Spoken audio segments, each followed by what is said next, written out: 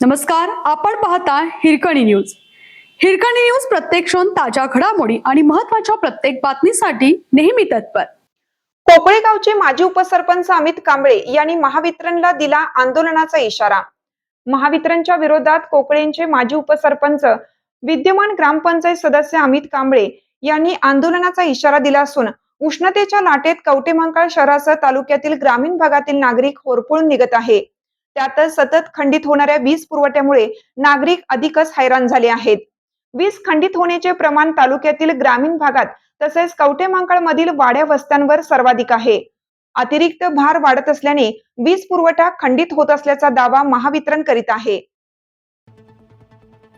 गेल्या काही दिवसापासून सतत वीज पुरवठा खंडित होत आहे. काही भागात तर कायमच वीज गायब होत असल्याच्या तक्रारी आहेत. यातच सायंकाळी 6 ते रात्री 10 या 4 तासांचे भारनियमन लादण्यात आलं आहे. सध्या परीक्षेचा काळ असल्याने विद्यार्थ्यांच्या परीक्षा तोंडावर आल्या आहेत. ऐन परीक्षेच्या काळातील भारनियमनामुळे विद्यार्थ्यांच्या अभ्यासावर परिणाम होत असल्याने विद्यार्थी पालक ही चिंतेत आहेत. शहरात वाढत्या डासांच्या प्रादुर्भावामुळे डेंग्यू व इतर आजारांचे रुग्ण असल्याने भारनियमनाचा त्यांनाही फटका बसताना दिसत आहे.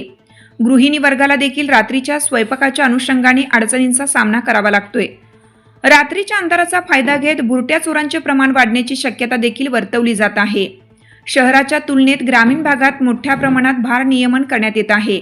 यामुळे वाड्या वस्त्यांवरील तसेच तालुक्यातील ग्रामीण भागातील नागरिक चांगलेच वैतागले आहेत. शहरी भागात भर दिवसाही पतदिवे सुरू असतात, मग ग्रामीण भागावरच हा अन्याय का, असे प्रश्न तालुक्यातील ग्रामीण भागातील नागरिकातून उपस्थित केला जात आहे. तसेच रात्रीचे भारनियमन रद्द करावे, अन्यथा तीव्र आंदोलन छेडणार असल्याचे पत्र महावितरण अधिकारी कवटेमहांकाळ यांना कोकळे गावचे माजी उपसरपंच विद्यमान ग्रामपंचायत सदस्य अमित कांबळे यांनी दिले. यावेळी बहुजनांचे नेते तानाजीराव शिंगाडे, युवा उद्योजक शरद मोहिते, समाजसेवक राजू कदम उपस्थित होते.